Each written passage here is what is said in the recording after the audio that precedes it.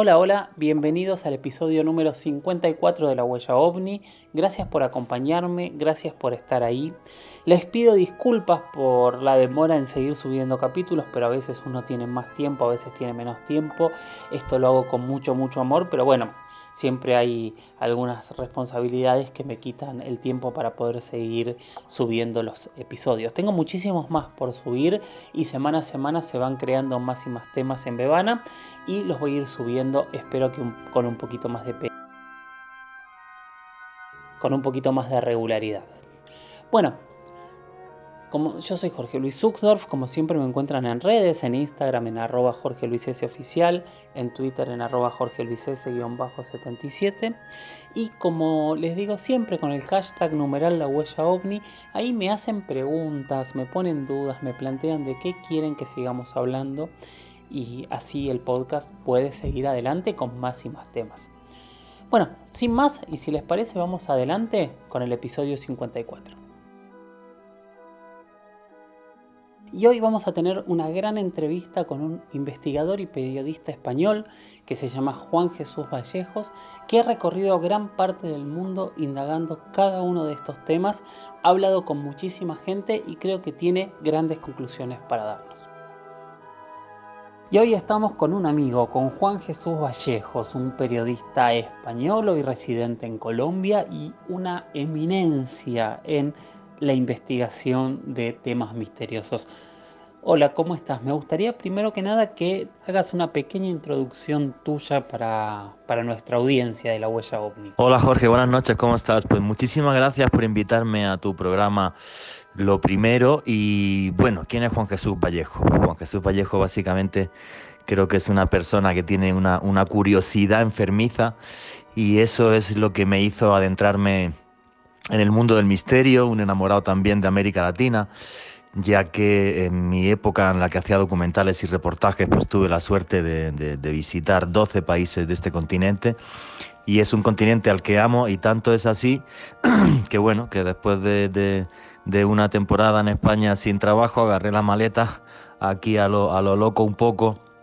Me vine para América Latina y al final acabé viviendo aquí en Colombia, en Bogotá, donde he encontrado mi nuevo hogar y bueno, y también donde me he tenido que enfrentar a hacer periodismo de misterio en América Latina, que eso lo sabes tanto tú como yo, pues bueno, no es una tarea fácil y tenemos que acabar con ciertos clichés, ¿no? O sea, cuando yo llegué a Colombia hace 6 años, aquí pensaban que hacer un programa de radio sobre misterio pues era tener una señora que echase las cartas, con todo mi respeto a las señoras que echan las cartas, yo también sé echar las cartas, y gente que contaba historias de terror y poco más. Y no, y el periodismo de misterio es algo muchísimo más amplio que abarca desde la geopolítica, temas de conspiración, el fenómeno ovni, enigmas de la historia. Y entonces, bueno, pues aquí he tenido un desarrollo profesional que me ha llevado por segunda vez en una etapa aquí en Caracol Radio, donde de nuevo sigo haciendo lo que me gusta, que es este periodismo de misterio. ¿Cómo te empiezan a interesar los temas misteriosos? Bueno, pues a mí el misterio me empezó a interesar de una forma quizás un poco extraña. Yo siempre digo que a mí es que me afectaron mucho las películas de Indiana Jones. Entonces me dio por leer sobre temas de historia y enigmas de la historia. Ese fue mi gran acercamiento al misterio y me obsesioné muchísimo con todo lo que tenía que ver con las culturas más antiguas del mundo y los enigmas que nos han dejado. Y eso además me obsesionó tanto, perdón, que, que bueno, pues luego cuando me fui a Madrid y me hice realizador, pues intenté volcar mi carrera en eso.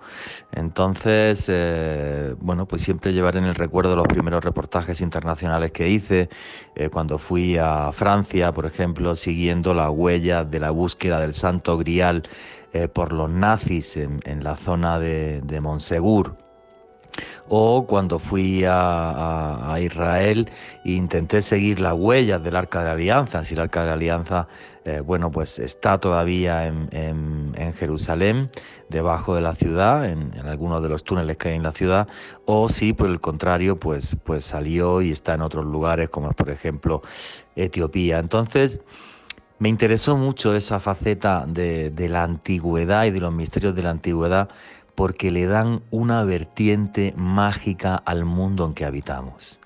Y eso es lo que me parecía fascinante. Y gracias a esa obsesión, bueno, pues conseguí trabajar en más de 30 países y pisé los 5 continentes. Entonces es una etapa de mi vida de la que tengo un lindo recuerdo, aunque ahora, bueno, pues estoy en otra etapa de mi vida, que es hacer radio y llegarle a una gran audiencia pues todos los sábados por la noche. ¿Cuál fue la primera investigación que hiciste como periodista de estas temáticas o si hiciste alguna investigación antes de ser periodista? Mi acercamiento al misterio yo creo que fue como el de muchas personas. En mi caso, pues investigando fenómenos poltergeist. Empecé a investigar fenómenos poltergeist a mediados de la década de los 90 y tanto poltergeist investigué que al final pues empecé a enviar esas investigaciones a la revista Enigmas que dirigía Fernando Jiménez del Oso y ese fue mi comienzo en el misterio. Creo que le pasa a mucha gente, ¿no? O sea, la ventaja de este tipo de temáticas es que las puedes tener al lado de la esquina de tu casa. Mientras que si uno quiere investigar los misterios de las pirámides de Egipto, Machu Picchu, pues ya hace falta un presupuesto mucho más importante. Entonces, mi comienzo en el misterio, aunque estaba siempre obsesionado con la historia, como te comentaba antes, y luego conseguí viajar por medio mundo, pero el principio de todo fue investigar poltergeist. Uno de los más famosos que investigué, que se hizo súper conocido en España y creo que hasta pasó la frontera, fue una investigación que hice en la Huerta de San Vicente, la casa de verano del poeta granadino Federico García Lorca, que es además la única vez en mi vida donde yo he visto un fenómeno poltergeist. En concreto vi como una mecedora se estaba meciendo sola como si hubiera un ser humano allí sentado, lo cual nos impactó muchísimo. ¿Cómo llegás a Cuarto Milenio y qué era Cuarto Milenio o qué es Cuarto Milenio hoy? Bueno, pues yo llego a Cuarto Milenio pues como todo en la vida, a base quizás de casualidades. Pues todavía recuerdo cuando yo estaba en Líbano, me había ido a Oriente Medio a hacer reportajes para revistas y me llamó Carmen Porter y me dijo, oye Juan, que vamos a arrancar un programa de televisión y nos gustaría contar contigo. Y yo le dije, pues que me reúna contigo hoy o mañana es complicado, pero en una semana estoy en Madrid y nos vemos y nada, y arrancamos esta historia. Y entonces, bueno, pues yo recuerdo esos primeros momentos de Cuarto Milenio también pues con mucho cariño, ¿no? O sea, reunidos en casa de Iker Jiménez, pues estaba Iker, estaba Carmen, estaba Santiago Camacho, estaba Francisco Contreras y estaba aquí también un servidor, ¿no? Y así nos pusimos a diseñar los primeros 13 programas de Cuarto Milenio, que es un formato que tenía un primer origen en la radio, en Milenio 3, el programa que le estaba funcionando ya muy bien a Iker Jiménez en la radio y que luego llegó a ser el podcast más descargado del mundo en español, por cierto, donde también trabajé 3 años. Y entonces, bueno, yo creo que el gran éxito de Cuarto Milenio ha sido ese, ha sido introducir realmente el periodismo puro y duro al misterio, donde lo que importan son los hechos, y los hechos son los que son. Y sobre esos hechos, pues usted como espectador puede opinar y puedo opinar yo. Entonces es un formato que es muy rico y muy variado, pues desde el punto de vista del magazine, siempre se abordan no menos de tres temas en profundidad y luego algunos más con un poco de menos tiempo, pero eso le da un ritmo muy agradable al programa, es muy variado temáticamente y esa parte periodística es la que yo creo que ha hecho que se enganchen pues muchos millones de personas y que el programa lleve ya 14 años y desde mi punto de vista estoy prácticamente seguro de que va a seguir en antena. Entonces, pues bueno, creo que sería un buen referente para intentar hacer cosas así aquí en en América Latina, donde apenas hay. Yo creo que en América Latina sí que haga televisión de periodismo de misterio estás tú, Jorge, y poco más, la verdad. Pero sí, es una vía que yo pienso que tendríamos que pensar y explotar también para América Latina.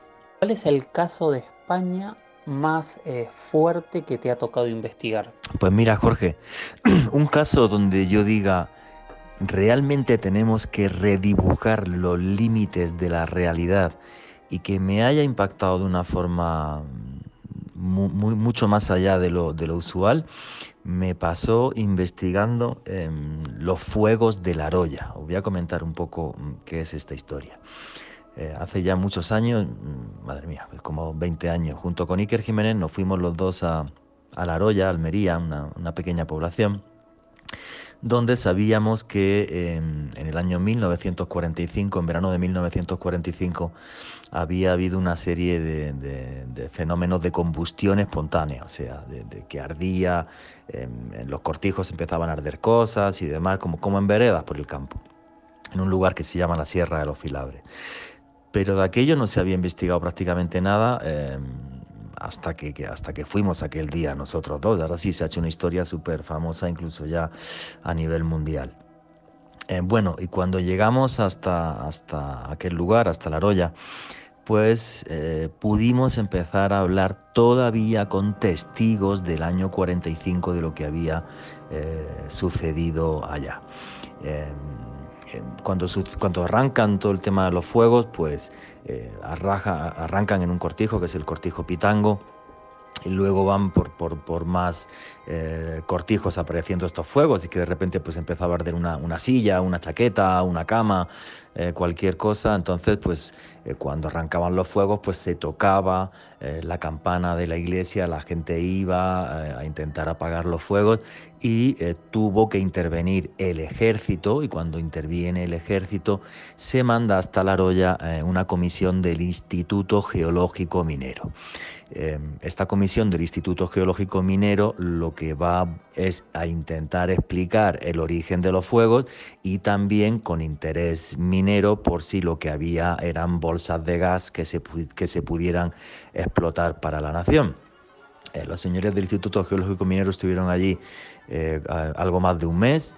Y jamás en el informe, que yo conseguí el informe, aparece una explicación de los fuegos, sino que se habla de causas desconocidas, de los fenómenos de pirogénesis. En la investigación que pudimos hacer allá, pues lo que nos comentaban los testigos, aparte de lo increíble de los fuegos, ¿no? Que es que de repente pues empezaba a arder la rama verde de un árbol o dentro de las casas o en cualquier sitio, pero el verdadero impacto nos lo llevamos porque nos dijeron que todavía en una de las veredas había un señor, me acordaré toda la vida del nombre, Ramón Rubio Doménech, tenía 85 años cuando lo entrevistamos. Entonces cogimos la vereda, pudimos llegar a hablar con Ramón Rubio Doménech y lo que este señor me contó es algo que me ha impactado para toda la vida. Pero claro, él era muy mayor y el único habitante todavía de la zona de la vereda donde los fuegos. Y él lo que nos contó, que es algo que todavía llevo en el recuerdo y me sigue impactando, es que justo antes de comenzar los fuegos, ellos veían una cosa que le decían el niño. Y el niño era un ser con la cabeza muy grande, con los ojos muy grandes, que iba flotando por encima del campo. Y ese niño a veces lo veían en torno a unas extrañas luces en el cielo. Obvio, todo esto suena a fenómeno ovni.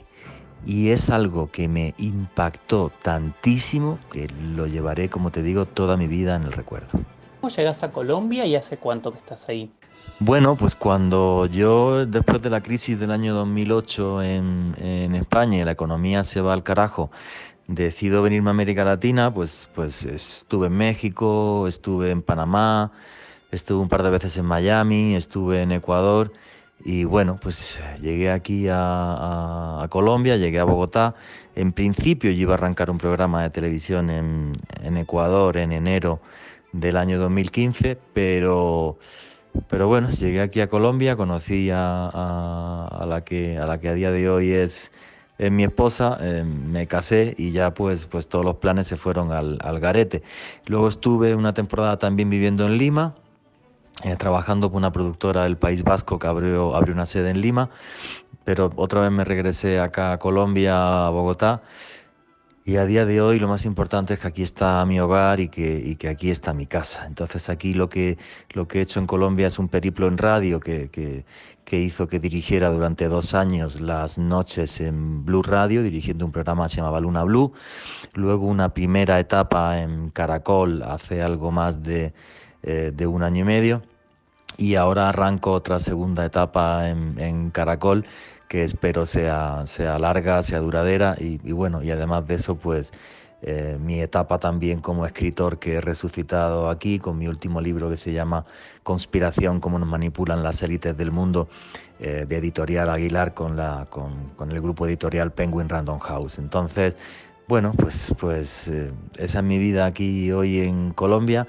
Y bueno, pues al final mi casa es América Latina, mi casa es Bogotá. Amo este país porque Colombia es un país que me ha dado muchísimo y yo creo que voy a vivir en Colombia muchísimos años más. De Colombia, ¿cuál es el caso más extraño que te tocó investigar? En Colombia, para mí, el caso más extraño que más me ha impactado es con mucha diferencia el tema de los humanoides de Guasimal, que creo que es un caso que tú también conoces. En diciembre del año 2012, en un pueblo que se llama Zarzal Valle, pues en una vereda de ese pueblo, que es la vereda de Guasimal, diferentes personas comentan que ven unos seres de en torno a unos 2 metros, fundados en un traje negro.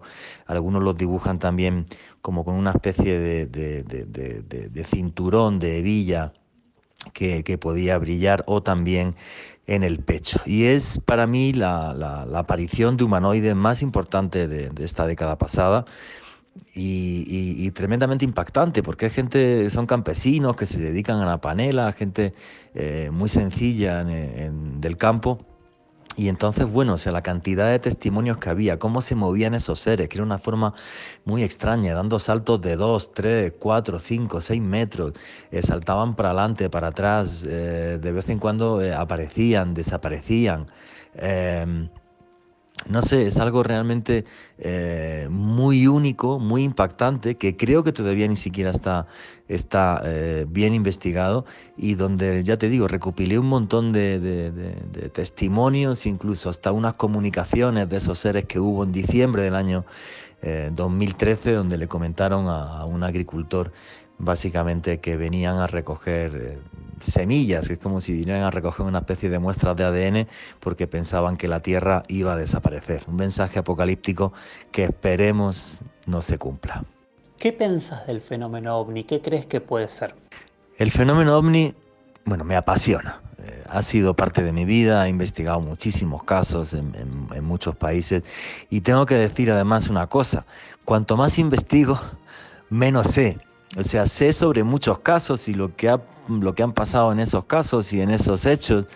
Esta mañana hablaba contigo, por ejemplo, del incidente en Manises, que tuve la suerte de entrevistar a todos los testigos y pilotos que vieron un avión que hizo que en el año 79 un avión de pasajeros tuviera que tomar tierra en un aterrizaje forzoso en Valencia. Se ha investigado infinidad de casos que me demuestran que el fenómeno es real. Ahora, ¿qué es lo que hay detrás del fenómeno? Que es la gran pregunta. Para mí, esas naves y esos sujetos que se ven dentro de las naves, para mí son seres de otro mundo. Pero no sé si de otro mundo es otra galaxia, es otro universo, es otra dimensión, no lo sé.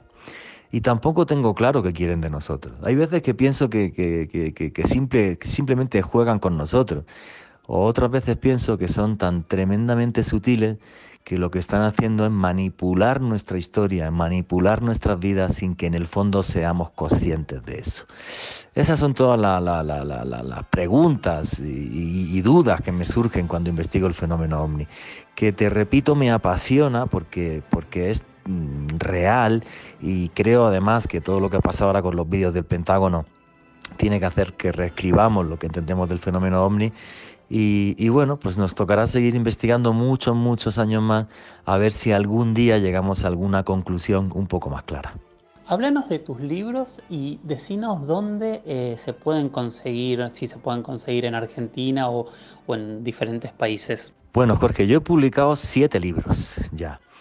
Eh, Me preguntaba si la gente lo puede conseguir en Argentina. Mi último libro, sí, te voy a hablar del último libro. Bueno, te voy a comentar un poco básicamente mis libros. El primero es Operación Al-Ándalus, que era de misterios en Andalucía. Luego hice otro que fue Una noche sin estrellas, de mi época de reportero de sucesos, junto con otros amigos. Luego 3 libros de Egipto, que esos en su momento hasta se vendió alguno allá en Argentina, sobre todo Breve Historia del Antiguo Egipto, aunque yo no sé ya si está descatalogado o no. Y luego hice otro libro que es mi sexto libro, Expedición a los Mundos Perdidos. Pero claro, me había recorrido el mundo y yo creo que tenía que contarlo.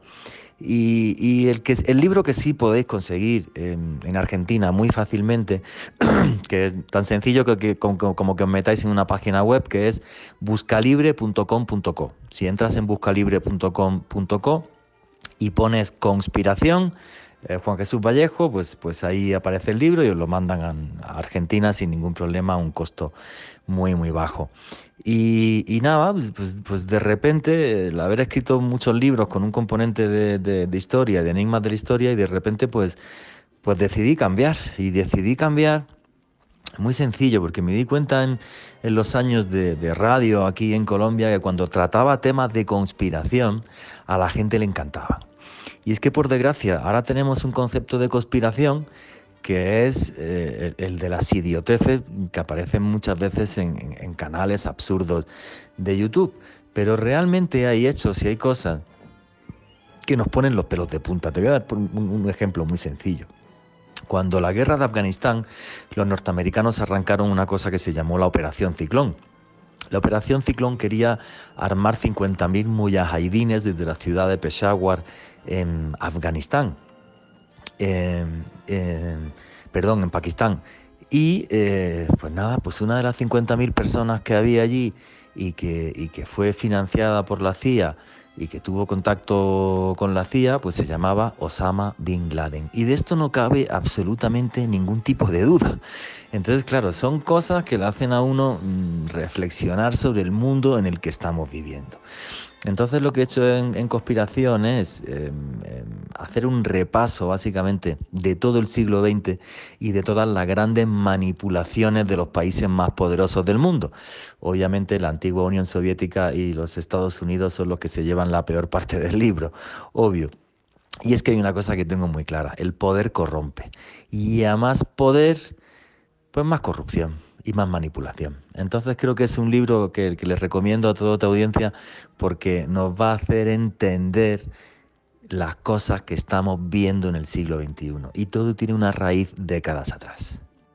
Para alguien que quiera hacer una investigación, ¿qué es lo que recomendás? ¿Cuáles serían los pasos básicos que debería seguir? Pues es que el que quiera investigar temas de misterio, aquí lo suyo es que aprenda de una forma muy sencilla.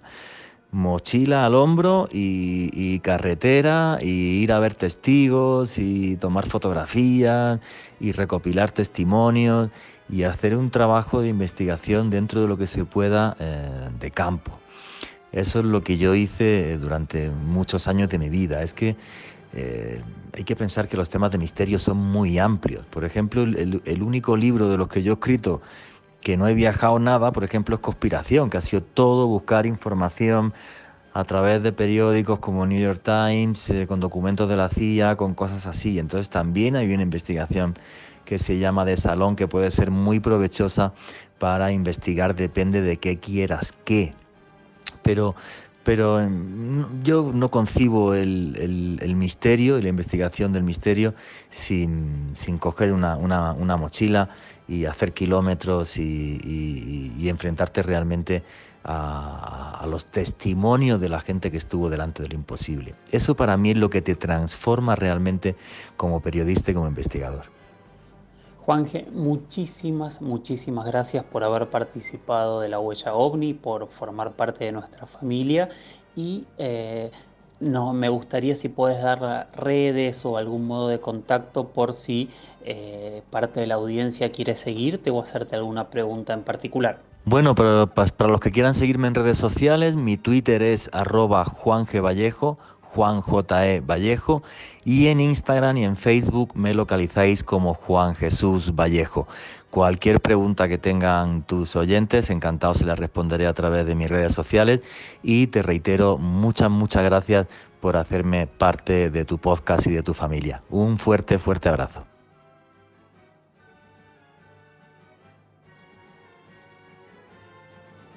Bueno, estamos terminando el episodio 54. Espero que les haya gustado. Gracias por estar ahí como siempre. Les vuelvo a pedir que me manden más preguntas, que me digan de qué temas quieren hablar, qué temas tienen dudas, de qué temas quieren debatir. Todo eso con el hashtag #LaHuellaOVNI, o me pueden enviar mensajes privados o me pueden mandar un mail al mail que tengo para esto, que es las historias de George, o sea, las historias de George se escribe, @gmail.com. Gracias por haber llegado hasta aquí, los espero en el próximo episodio y recuerden, este es un espacio en donde tratamos de corrernos de las verdades absolutas, tratamos de acercarnos a las preguntas, a las dudas y entre todos tratar de pensar qué hay en el espacio, qué hay en el universo, qué hay en nuestro planeta y dónde están esas respuestas. Gracias, hasta la próxima. Chau, chau.